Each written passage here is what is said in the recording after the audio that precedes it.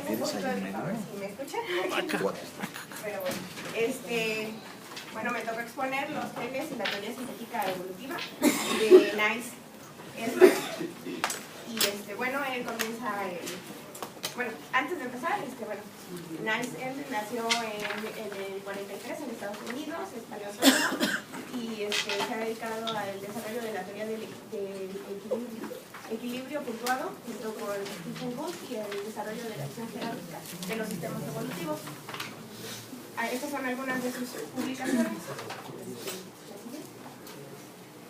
Y bueno, en este capítulo, él al inicio dice que nos va a dar como, su intención no es hacer como una cronología o hechos históricos sobre la teoría sintética, sino que va a tratar de desarrollar cuatro libros en diferentes capítulos, pero en solo trata sobre la genética de los orígenes de las especies de Dobzhansky, en la primera, de la primera edición y la segunda. Y bueno, para saber más o menos, Theodosius él nació en Ucrania en 1900, como para tener un contexto más o menos histórico. Es uno de los fundadores de la teoría sintética de la evolución. Hizo estudios sobre genética de las moscas de la fruta, como ya lo hemos visto en algunas clases, y sus principales obras, algunas. Y bueno, ya en el capítulo, como le decía, no trata de hacer una síntesis histórica, sino quiere retomar qué se ha dicho, o cada uno de los autores que han dicho sobre la teoría sintética de la evolución. Y bueno,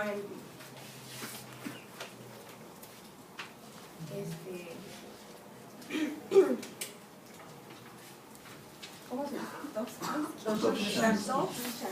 Dobzhansky emplea el primer capítulo, el primer apartado de su libro, nos da ¿cómo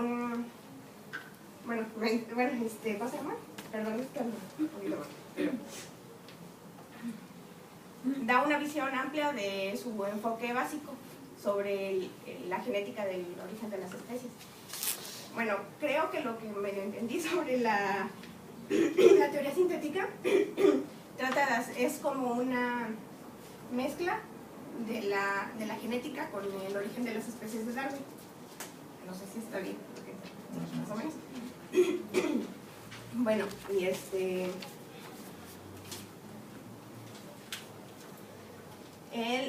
retoma o da un punto jerárquico del proceso evolutivo, y al hacerlo expone los argumentos de su propia teoría en el proceso de la evolución y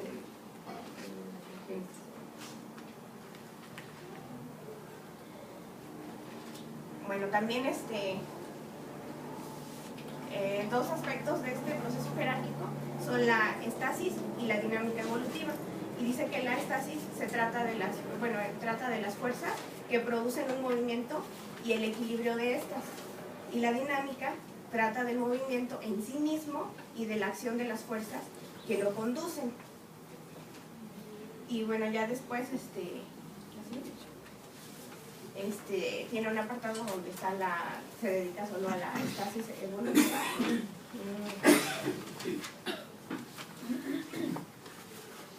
Y menciona que las mutaciones de genes y los cambios estructurales y numéricos de los cromosomas son las fuentes principales de la variación. Y bueno, relacionado con esto, menciona que una raza no es una unidad estática, sino un proceso y que es un estadio de desarrollo.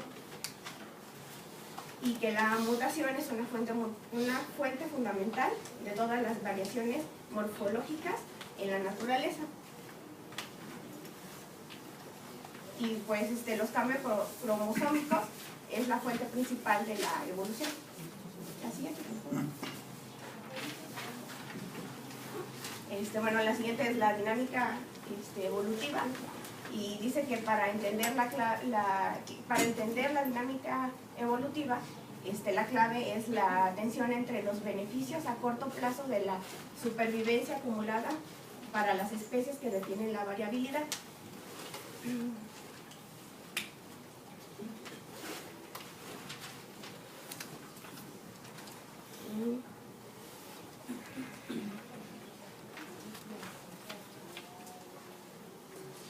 Y bueno, si tomamos en cuenta lo que... ¿Podría regresar tantito de la anterior? No, la otra. Bueno, como está aquí, yo entendí que bueno, que en la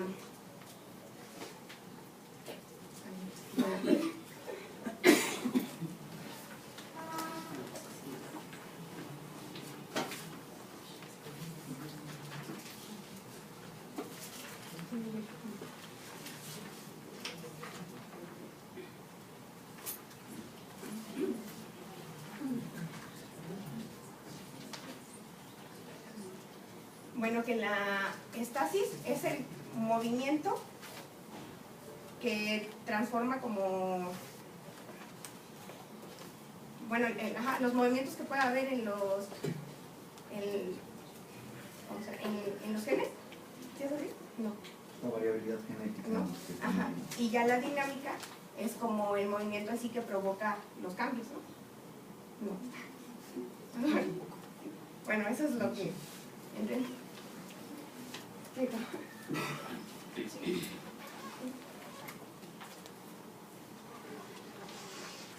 Bueno, después retoma las nociones interrelacionadas de Gray y son tres. La primera son los procesos de reproducción sexual, solo pueden conducir a cambios de frecuencias bastante diferentes de la selección, que es la deriva genética.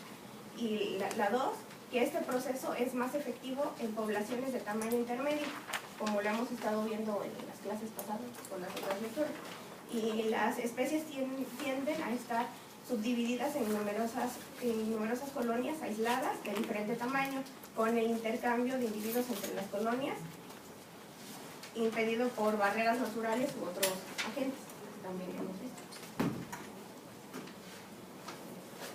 Bueno, la selección natural según Drozdowski, bueno, él dice que si la población se compone de una mezcla de tipos hereditarios, algunos de los cuales están más adaptados al ambiente y otros menos, es de esperar que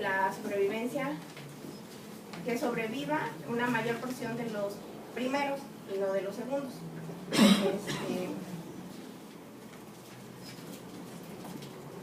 Y dice que entre los supervivientes habrá una mayor frecuencia de portadores de ciertos genes o estructuras cromosómicas que entre los antepasados y consecuentemente se manifiestan de generación en generación. Y también menciona que la selección no es la única dinámica evolutiva.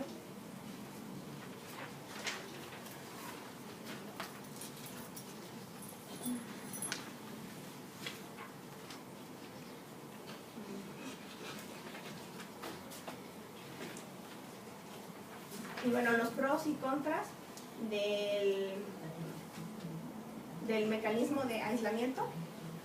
Bueno, dice que el aislamiento es un crítico que actúa como un freno sobre la acumulación posterior de un cambio, porque pues si están aislados no puede haber como mucho cambio con otros, o sea, con la llegada de otros genes, entonces no puede haber como mucha variabilidad.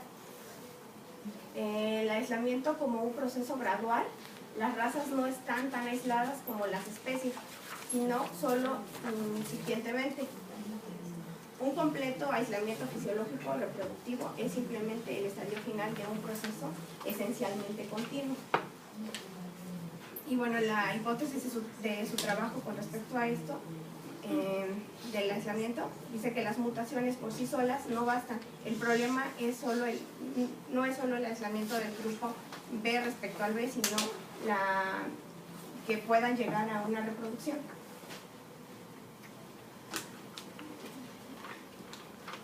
y bueno, la especie como unidad natural. Dice que la especie es aquel estadio del proceso evolutivo en el que una serie de formas en otro tiempo efectiva o potencialmente aptas para la reproducción llega a estar segregada en dos o más órdenes separadas que son fisiológicamente capaces de reproducirse entre sí.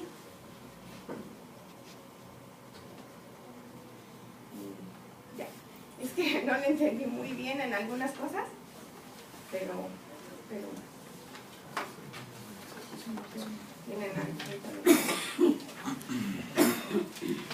¿qué opinas del texto?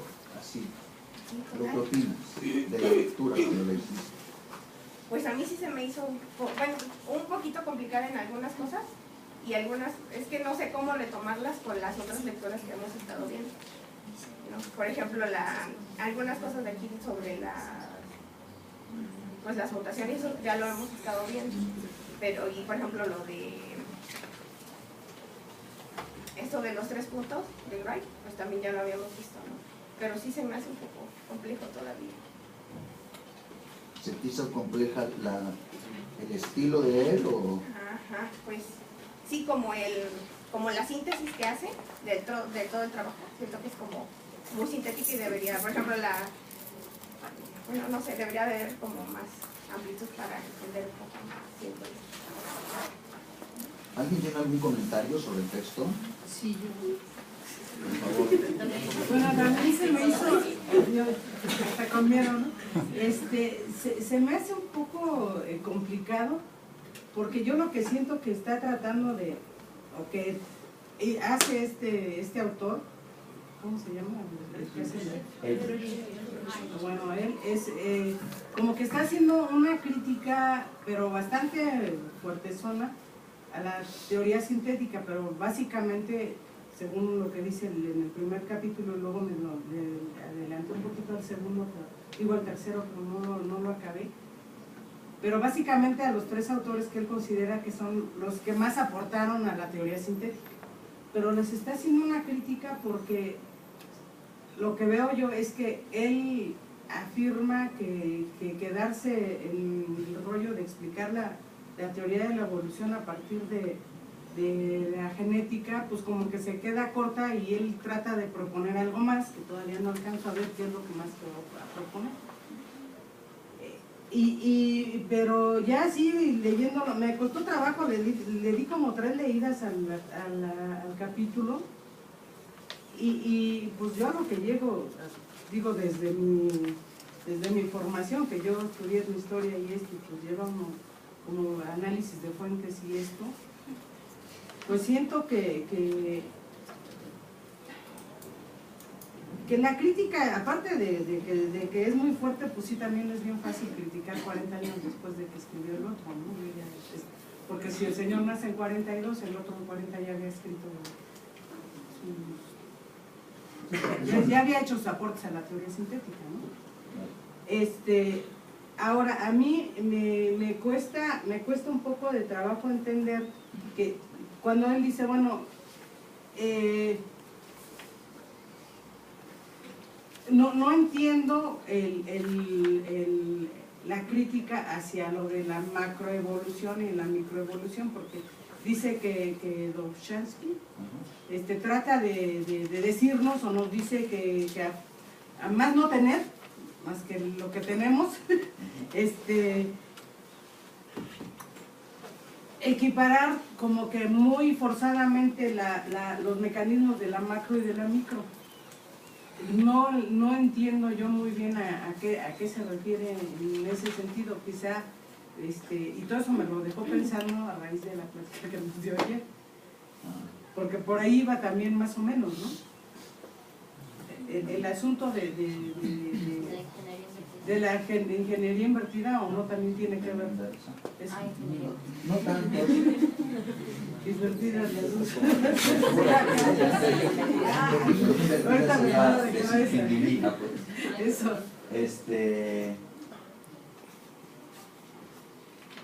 No tiene que ver mucho, pero ahora te diré en qué tendría que ver. Primero, te agradezco mucho y te felicito que claramente leíste el texto. Y además, pues sí, lo primero que hay que ver es qué es lo que está tratando de decir este cuate. Ahora te contesto para ver si hay alguna otra opinión sobre pues más bien, lo que yo entendí es que, digo, agarrando a los tres, decía, bueno, yo voy a agarrar lo que él dice, este tiene buenos puntos aquí, o le tiene fallas acá, este otro trabaja otros temas, pero desarrolla mejor que el primero. O sea, entonces yo lo que entiendo es más bien que está tratando de complementar uno con otro para terminar de hacer un entendimiento completo, ¿no? Eso es lo que más o menos yo terminé agarrando. Pero más o menos, ¿cómo le entiendes, Chava, al pensamiento de Dobzhansky? ¿Qué trata de...? No, pues más o menos eso, sí. No trata, está haciendo una... Más o menos sí. Está haciendo una crítica a algunas cosas, pero sobre todo está haciendo una reseña del estatus de la teoría sintética. Digo Eldredge, ¿no? Sobre los puntos de Dobzhansky para justamente aportar. Niles Eldredge es estudiante de las tres personas, de Simpson, de Mayer y de Dobzhansky. Los conoció muy bien y pues trabajó en la misma institución que uno de ellos, y es una persona que conoce muy bien la estructura de la teoría sintética. Pero entonces... medio lo entendí. A ver, perdón, ella y luego él y luego José. Trata de retomar los puntos principales de la propuesta de Dobzhansky. Sí queda como los conceptos clave, ¿no?, que maneja Dobzhansky, sí se pierden en la lectura, o sea, sí son como... Es que no hay una continuidad. Ajá, o sea, como sí es difícil retomarlos, justo empieza con una, o sea, con lo que al principio opina Dobzhansky de selección natural y termina diciendo, pero al final ya no opinaba eso, ¿no? Entonces, o sea, sí es difícil como retomar los conceptos básicos que utiliza Dobzhansky para explicar la teoría sintética. Sí se pierden, pero pues, o sea, quedan muy claras, por ejemplo, el estasis y la dinámica, ¿no? Pero después habla de la importancia de las especies y los genes, que a diferencia de otros, que lo más importante son los genes, pero se pierde justo lo de los picos, ¿no? Por ejemplo, eso es como, entonces se pierde en la lectura, la plasticidad se pierde también en la lectura, que son como, creo que puntos, ¿no? Puntos importantes. Josefina, ¿qué ibas a decir, perdón? Creí que había levantado la... Sí, yo creo que quizá es eso, que empieza el texto planteando que va a revisar 4 libros, y, bueno, esos son los capítulos, y como que piensas que va a tomarlos todos y que va a comparar. Bueno, yo entendí que lo que hizo Eldredge fue revisar ese pensamiento que transcurrió de 37 a 51 de Dobzhansky, cómo fue cambiando en términos, por ejemplo, de lo que había hecho Mayer, esos conceptos, cómo los fue integrando y fue como modificando los conceptos como la selección natural y el aislamiento geográfico, pero tiene que ver con esos conceptos que me parece que tú son los que nos vas a ¿cómo se llama?, precisar, que tiene que ver con diversidad y con continuidad, esos fenómenos que contienen esos dos conceptos. Y entonces, sí, estamos esperando que iba a seguir la lectura con los demás textos y nada más, bueno, pues es Dobzhansky, ¿no? Entonces, sí está complicado porque como que la siguiente está fraccionada, pero yo entendí, bueno, quizá lo que faltaría entender es esa parte que él fue modificando. O sea, a ti se te complica para irlo viendo, ¿no? Déjame lo apunto. ¿Quién me ayuda? Es que no sabía ni cómo empezar. A ver, voy. Tienes razón, Ricardo, imagínate nosotros. Sí, pues había quitado.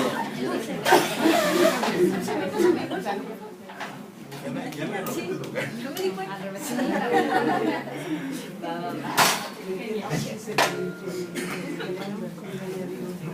Vamos a hablar de adentro para afuera, de afuera para adentro. De cabeza.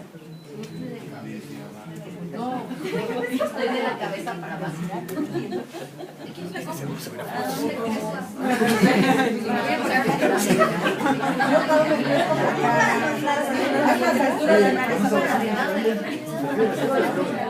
A lo mejor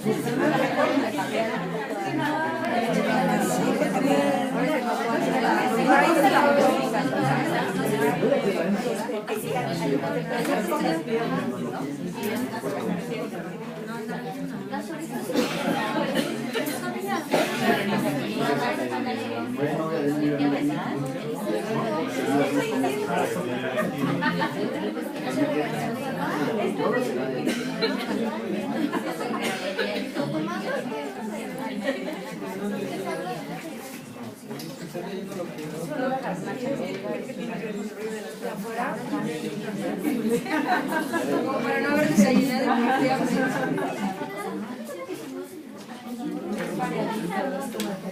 Sí, como que puedes ir identificando que llegas al bolletito. Es que nada más que todo el mundo va a pero hay una cosa así, que pasa y luego ya te haces un gráfico que luego lo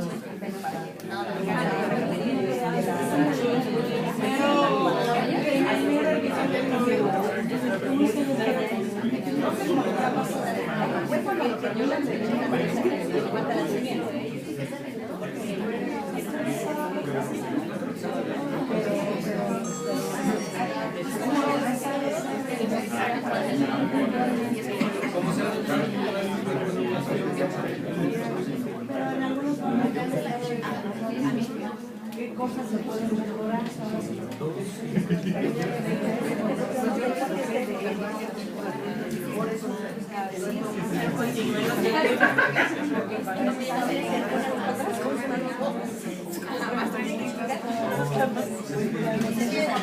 Es un autor que ya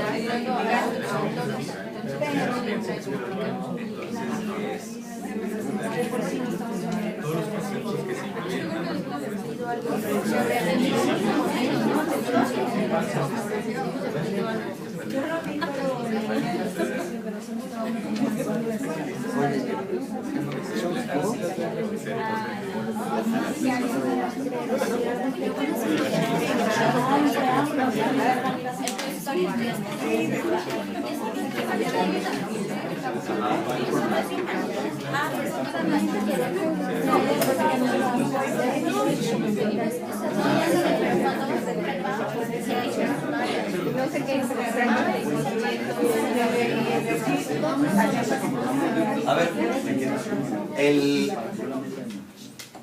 tus dudas principales tenían que ver, para ir viendo, con la discontinuidad y la diversidad, ¿no? O con la diversidad y la continuidad. No es lo mismo, ¿verdad? No se ve nada, ¿eh? No importa, porque es solo para acordarme yo de ellos.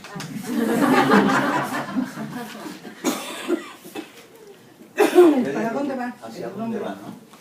¿Hacia dónde va el hombre?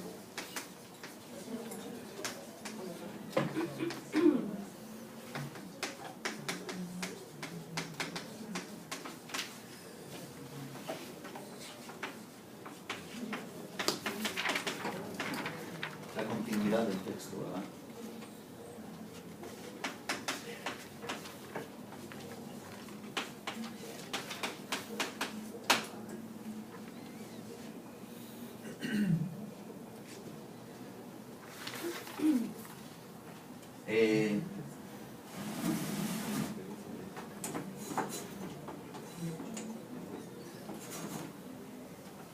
Una educadísima persona dibujó un ojo con un gis en el, un sensible amante del arte. Es un texto críptico, diría yo, ¿no? Es decir, no es una persona que hace o sea, no trata de facilitar nada, ¿no? Este es un texto que me gusta, bueno, me gusta por otras razones, pero me gusta para leer porque la teoría evolutiva, si a veces suena reiterativa, es porque todo lo leemos a partir de textos de divulgación. Sucede también aquí en la divulgación es fantástica, ¿no? Ahora sí que, antes que alguien vaya a la divulgación es fantástica, pero de repente nos hemos encontrado en esta escuela, y lo digo así, por todas partes, con que uno ve paleoantropología, ve teoría evolutiva, ve, o sea, las ciencias que no son sociales, como que las vemos a partir de un texto en el que un autor que hizo algo importante, de hecho luego hizo un texto de divulgación y entonces tomamos ese texto de divulgación para saber qué dijo. Y eso está muy bien que lo haga, que lo hagan sus parientes, ¿no? O sea, está muy bien que todo el mundo se informe, como que de qué quiso decir, para hacerte un juicio más o menos bueno al respecto de una cosa que es interesante o que es importante o que uno por cultura general debería de saber. ¿Qué dijo a grandes rasgos el padre de la genética? ¿Qué es más o menos la doble hélice, ¿no? ¿Qué son las supercuerdas si fuéramos físicos? Pero pues no puedes llegar a una maestría en física y que te digan el libro de las supercuerdas de divulgación, ¿no? Este es un texto técnico dirigido a especialistas, en donde se supone que saben cosas de la teoría evolutiva y se arranca directamente a hacer un análisis suponiendo que tienes los materiales para ello. Yo creo que en las clases anteriores hemos visto más o menos los materiales para ello y por eso era importante tomar este texto, para más o menos poderlo tratar técnicamente, para hablar sobre cómo está pensando la gente que discurre al respecto de esto. Pero además, el curso pasado dejamos este libro, Genética y el origen de las especies, para verlo. Y tiene muchas cosas que con los años están fuera de lugar. Y entonces la revisión de Eldredge tiene que ver directamente con los puntos que son relevantes al respecto del asunto. Entonces, repito, es un texto, bueno, incluso las personas que se dedican a la evolución te dicen, pues este texto, a ver, digámoslo, este texto que es muy bueno es horrible, eso me queda clarísimo. Es un texto feo, de una persona que escribe feo. Es una persona que abre paréntesis cada tres, ¿no? Hace digresión sobre digresión de una cita con un paréntesis y lo cierra y sigue hablando. Entonces, en donde yo creo que no hay, o sea, donde falta continuidad es mucho en los párrafos, ¿no? Tienes que leerlo con el paréntesis, pero luego quitarle el paréntesis y volverlo a leer, no es una cosa sencilla. Y veo que por lo menos las personas que hablaron lo leyeron y me da mucho gusto porque pues, es soporífero. Pero sí voy a aclarar estos puntos. ¿Quién expuso dónde anda? Pero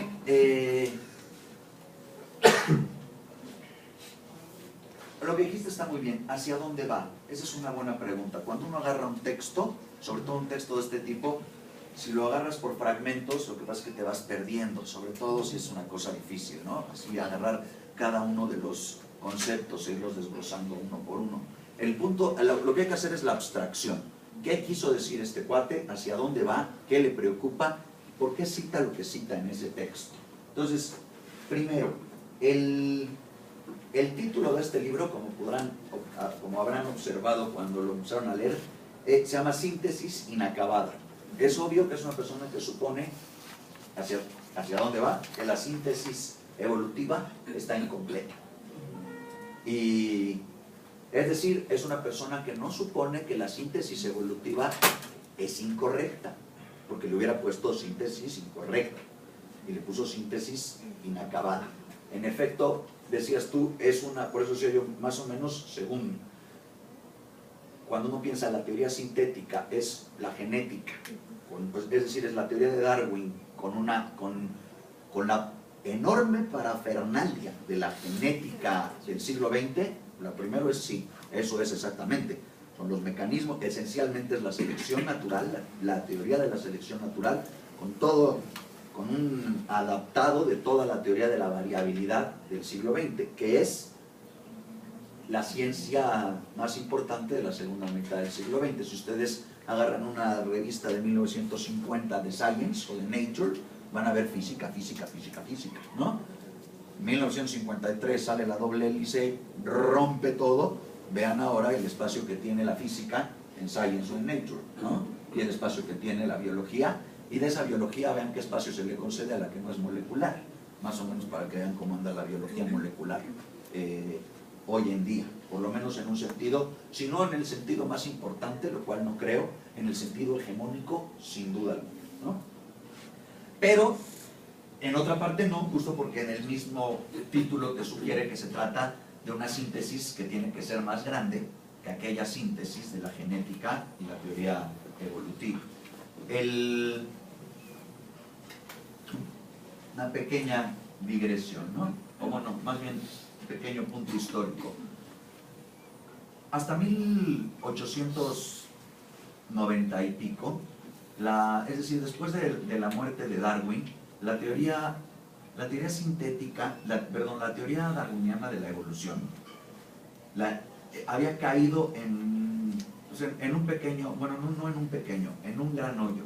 Había muchas dudas con respecto de la validez de los mecanismos y había una creciente pasión por el lamarckismo. Esto debido a que el lamarckismo es mucho más intuitivo, ¿no? Es decir, a golpe de sentido común y viendo las cosas, se ve más fácil la transformación que mediante este mecanismo de una variación aleatoria interna en nosotros que no comprendemos, cuyo sustrato desconocemos, pero que hace que emerjan morfologías diferentes, pero muy pequeñas, y que esto tiene que ver con la reproducción diferencial y la mortandad diferencial. Es mucho más raro que la intuición de que el ejercicio de los órganos o los organismos puede de alguna manera tener una simbiosis con la naturaleza, ¿no? Que no es pensar que somos una caja cerrada o pensar que estamos en simbiosis, ¿no? Hasta se intuye, ¿no? Todos sentimos holismo con la naturaleza. Váyanse a la Jusco y sientan el holismo con la naturaleza, ¿ves? Es una cosa intuitiva del ser humano, ¿no? Y esa teoría es mucho más, tiene más ese tipo de sensación que la teoría evolutiva, que es una teoría pues basada en mecanismos. Y entonces lo mecánico junto a lo holista en la naturaleza es más difícil de intuir. No sé a ustedes, pero a mí me pasa. Y había serias dudas con respecto, como lo he discutido antes, pues de la agencia, del alcance, de la eficacia de cosas de la selección natural. Y a finales entonces del siglo XIX, principios del siglo XX, August Weismann, de quien ya hemos hablado, ¿se acuerdan de la barrera de Weismann? La hablamos aquí, ¿verdad? ¿Sí o no? ¿Alguien la puede decir? Pero no la explicaste, nada más te referiste a ella. ¿Sí? ¿Se acuerdan? La idea de que el genotipo... Eso sí lo expliqué, ¿no? El genotipo genera cambios en el fenotipo sin que el fenotipo pueda generar cambios direccionales al genotipo. Si se fijan, lo que está tratándose de hacer con la barrera de Weismann principalmente es excluir el lamarckismo de las posibilidades biológicas para la evolución. Pues una barrera que es una cosa que diga, digamos, dogma, que diga se puede ir de genotipo a fenotipo, pero no a la inversa. Lo que estás haciendo es un bloqueo claramente al respecto del lamarckismo, ¿no? Una vez que sabemos que hay variabilidad genética, difícilmente vamos a pensar en un regreso del fenotipo induciendo el genotipo. Esto es, ¿qué trabajo morfológico podría causar mutaciones dirigidas en los genes? En cambio, una mutación en los genes, toda vez que está, ¿se acuerdan?, en zonas específicas de tu ADN, pues esa mutación causa una mutación también en una zona específica de tu fenotipo. De manera que una cuestión que suceda en un espacio concreto, diríase en un locus, ¿no?, del genoma, va a afectar una parte específica de tu fenotipo. En cambio, cualquier ejercicio con respecto del fenotipo pues no tendría por qué afectar una parte específica de un locus del genoma. Principalmente porque ¿cómo podría ser eso? ¿No? Es así de sencillo. O sea, cierras tus ojitos, te imaginas un gen mutando y una mano mutando. Luego no te imaginas una mano moviéndose y un gen mutando, porque está más difícil, ¿no? Está claro, ¿no? Porque sale de ADN, está dentro y el cuerpo está afuera, así. Dicho muy prosaicamente. Entonces, este punto, la barrera de Weismann, es, digamos, una intuición sobre, un anticipo sobre cuál va a ser el despliegue de la genética en la evolución durante el siglo XX. Para explicarla un poquito, August Weismann pensaba que había una cosa que llamaba el germoplasma, o sea, pensaba que había células somáticas y células germinales. Hombre, pensaba, pero dividía justamente las cosas así y decía, el germoplasma afecta, ¿no?, el somatoplasma y no al revés. O sea, dividió, digamos, un huevo en sus partes informáticas y en sus partes somáticas, donde las partes informáticas hacían que cambiara la parte somática y no al revés. ¿Se fijan? Ahí el bloqueo es muy claro en la barrera de Weismann. Y en ese momento la teoría se empieza a desarrollar la teoría sintética. En 1900, en esa primera mitad del siglo, en ese primer cuarto del siglo XX, se rescatan las leyes de Mendel, y una vez rescatadas las leyes de Mendel, se puede generar una teorización al respecto de la variabilidad. Por lo tanto, tenemos dos cosas importantes: las leyes de Mendel de la genética y la ley de August Weismann de la barrera, gracias. Y con eso se hizo otra cosa que vimos muy bien, ¿no? El equilibrio de Hardy y el equilibrio de Weinberg. Es decir, lo que tenemos es la posibilidad de pensar en la genética en tipos no lamarckianos, de una manera matemática, haciendo un bloqueo fuerte. El lamarckismo, por cierto, siguió creciendo durante un tiempo, y voy a irme aquí a dos puntos históricos. El primero es, entonces, entre 1900, piénsenlo así, como la patada de inicio, bueno, no sé si era fútbol americano, pero si no, el golf o no sé qué, pero el kickstart, como dirían los gringos, the American people, el kickstart es la barrera de Weismann y el equilibrio de Hardy-Weinberg, ¿de acuerdo? Y la genética mendeliana. Y de ahí a 1917 se desarrolla la primera parte de la primera síntesis evolutiva. Esto es un enchufamiento de la genética mendeliana con los principios de la genética mendeliana, la matemática del equilibrio y el valor casi moral, me explico, el principio valorativo de la barrera de Weismann. ¿Ok? Esa es una trinidad. ¿Y en qué culmina? En la genética de poblaciones de Sewall, Fish, Haldane y Wright. ¿Ok? Y entonces va a entrar, ¿tienen ese concepto bien en la cabeza? Entonces, digamos, se saca el lamarckismo, se explica que la genética mendeliana puede aportar la teoría variable para la gradualidad de la evolución, ¿no? Y se genera una genética de poblaciones. ¿De acuerdo? Ese es el primer punto, ese es el primer contexto al que me voy a referir hoy. Dobzhansky, veamos. Perdón, antes de que continúes, ¿no?, que tiene que ver con la síntesis inacabada, Eldridge piensa que hay una síntesis inacabada porque las explicaciones no son correctas, las explicaciones relativas a la síntesis. Porque a mí me parece que es un texto similar al que hace Mayer, ¿no?, en el sentido de que Mayer explica la selección natural de una manera más clara. Eldridge lo que pretende hacer es explicar la teoría sintética, ¿no?, de una manera más clara. Ajá. Pero ¿por qué es inacabada? ¿No? En el sentido que al final del texto, cuando explica la segunda edición del texto de Dobzhansky, él menciona que ya considera ampliamente a la selección natural. Ajá. ¿Es realmente inacabada o es una metáfora que él toma para decir lo que pasa es que la teoría sintética no ha sido bien explicada? No, lo toma como una síntesis inacabada. El texto que leímos, What Evolution Is, ¿no?, es un texto en el que, si tú lees el capítulo de Dobzhansky, el capítulo en el que leas de este libro, en el que habla de Mayer, y ves las citas de Mayer, vas a oír a Mayer hablando directamente como habla Eldridge. en What is Evolution, en el texto que leímos, Mayer está dirigiéndose a la gente. O sea, él dice, voy a explicarle a la humanidad, a la torpe humanidad, eres Ernest Mayer, ¿no?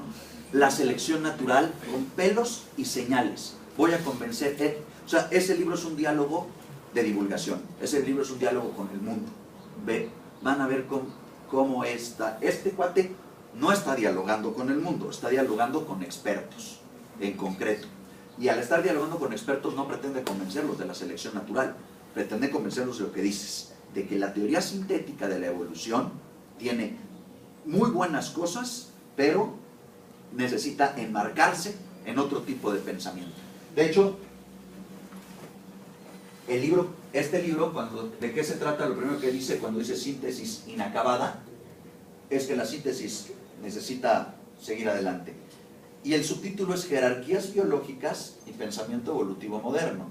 Si yo no leyera este libro, es como las mujeres son de Venus y los hombres son de Marte, que nunca leí el libro, pero leí la pasta y creo que más o menos sé lo que dice el libro, ¿no?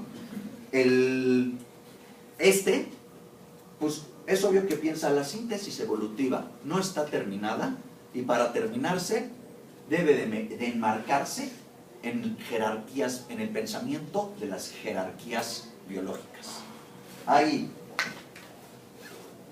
La teoría de las jerarquías considera que hay una jerarquía somática, una jerarquía genealógica,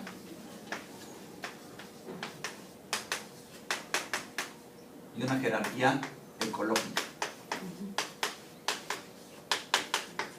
Este cuate pretende escribir el libro de la vida, ¿no? En vez de borrar el libro de la vida. Lo que quiero, o sea, con esto quiero decir, bueno, luego hablaremos de este esquema, pero él pretende que todas las entidades, todo lo que ves en la naturaleza puede volverse discreto y encuadrarse en jerarquías. Por ejemplo, él piensa, debe haber en este mundo entidades bióticas. Es que es como un gis invisible, ¿verdad?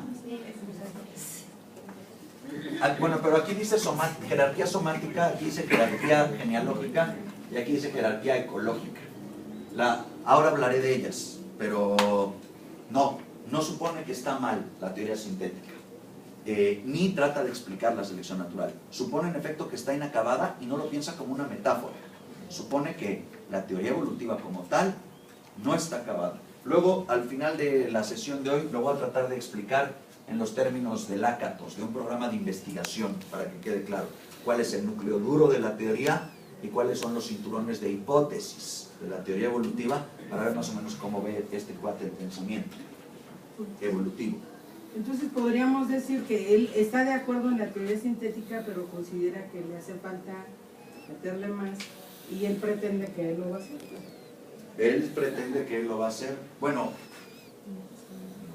sí, él pretende, en esos tiempos pretendía que lo iba a hacer, lo hizo. A partir de esas tres jerarquías. A partir de él piensa muchas cosas de la evolución, pero sí, piensa que debe haber un esquema, piensa que se necesita enmarcar la teoría, pensar la evolución en un marco teórico general, ¿no? Velo así, el prólogo de este libro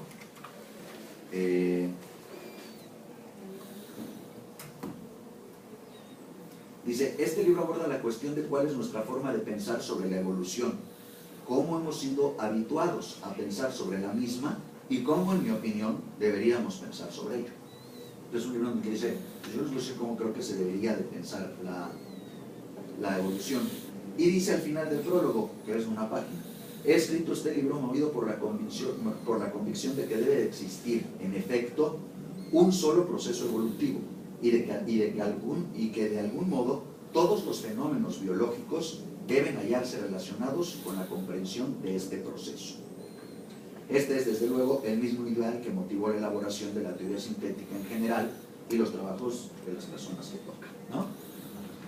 Por favor. Yo lo que veo es que, digamos, en el momento histórico donde surge la teoría sintética, que fue lo mismo que le pasó a Mendel, faltaba, por ejemplo, todavía la estructura del ADN.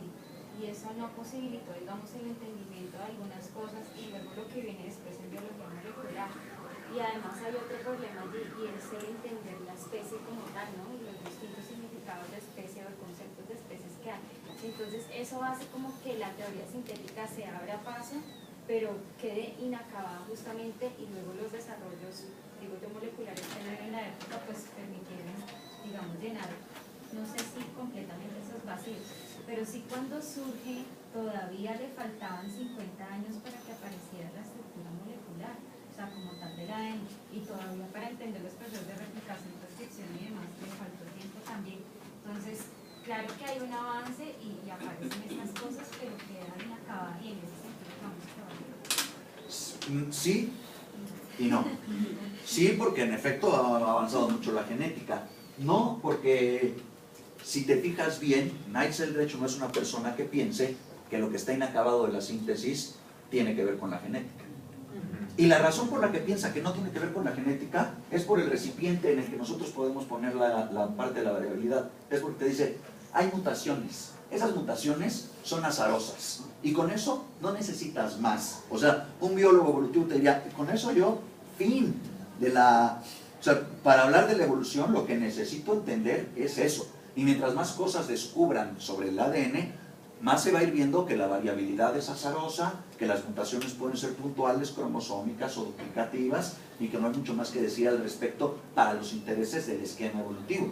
Justo es una persona que piensa, si la síntesis está inacabada es porque está creciendo el campo de empiricidades y de teorizaciones de la genética.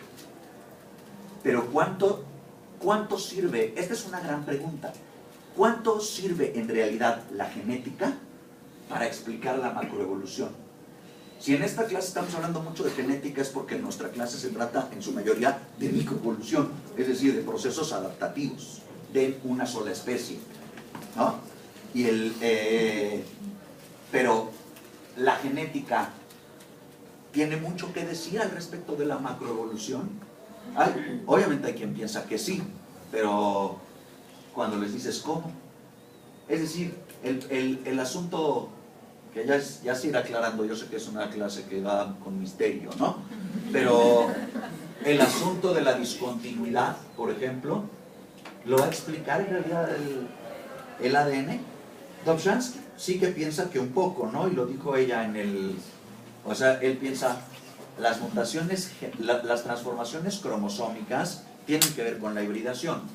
Los chimpancés y nosotros tenemos un 99% de material genético parecido. Y no te dirían, sí, pero tenemos distinto número de cromosomas. Y eso tiene que ver con la posibilidad del corte de fecundidad directamente, ¿no? O sea, de la infertilidad. Entonces, él pensaría, sí, para la macroevolución, para la especiación, hay cambios genéticos, desde luego que tienen algo que decir para el proceso, y tendrán que ser cromosómicos toda vez que toda vez que no puedan combinarse genes de una manera acoplarse para poder generar un cigoto. Digamos que la especiación es la inviabilidad de la unión de la generación de un cigoto por parte del material genético dividido de dos individuos, ¿no? Esto es, sí, si yo me hago novio de una chimpancé, la más bella del mundo, ¿no?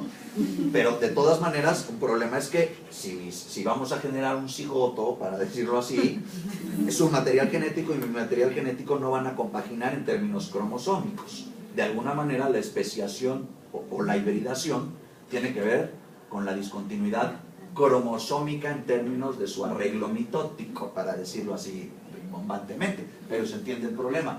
Pero no es de los tipos de problema que le preocupan a Eldredge. Eldredge piensa que la síntesis está inacabada por otras razones. Luego hablamos de Eldredge, porque no nos interesa tanto en esta como Dobzhansky, pues.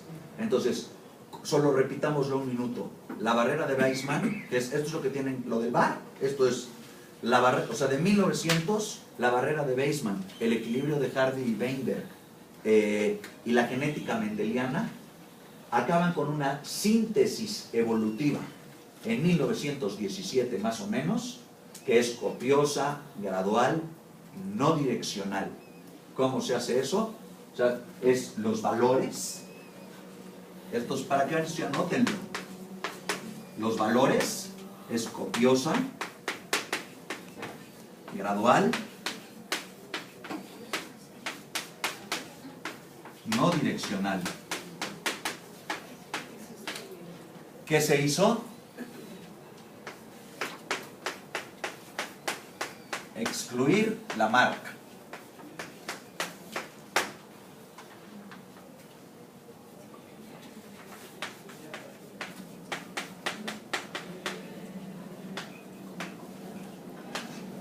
Incluir a Mendel.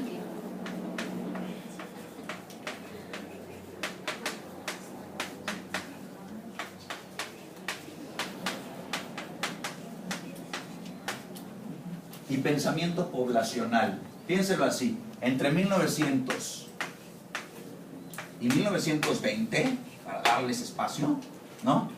Entre 1900 y 1920 hubo una revolución en las mentes humanas de los biólogos, ¿de acuerdo? El darwinismo, que estaba en crisis porque parecía no responder a la genética de Mendel, y un creciente lamarquismo, pues, se tomaron las medidas necesarias. Número 1, excluir a Lamarck. ¿Cómo? Con la barrera de Weismann. La genética mendeliana, demostrar que sus principios explican la gradualidad darwiniana, ¿de acuerdo?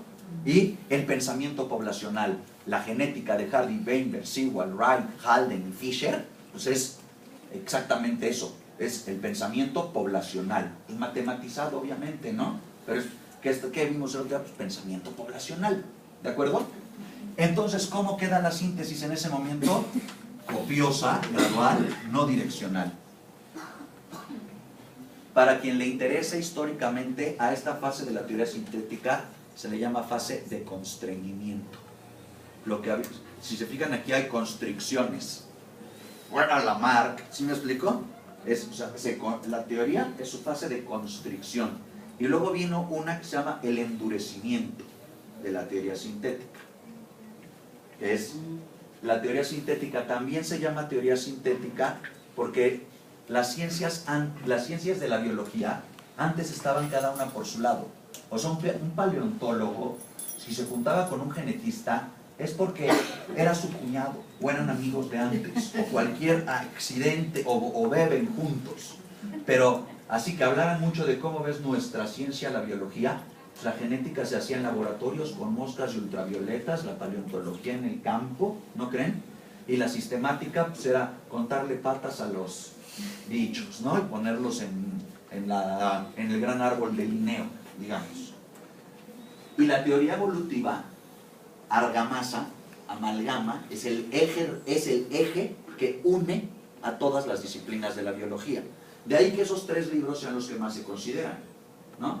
Tú tienes en la primera parte, en la de constricción, las matemáticas y el pensamiento poblacional.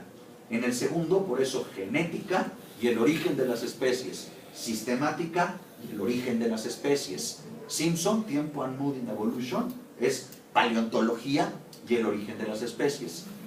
Y luego no hubo ontogenia y el origen de las especies, ¿no? Pero, ven, a esa fase se le llama la fase de endurecimiento. Luego hablaremos de por qué, pero recuérdenlo. Hay una fase que es la teoría sintética porque se unen la genética y el darwinismo, y teoría sintética porque es la teoría que sintetiza a la biología, que une los distintos campos de la biología. Y el primero en aventarse al ruedo, por eso es uno de los constructores de la teoría evolutiva, es Dobzhansky. Dobzhansky es el primero que agarra y piensa, vamos a hablar bien de genética. Y su libro es uno de los libros más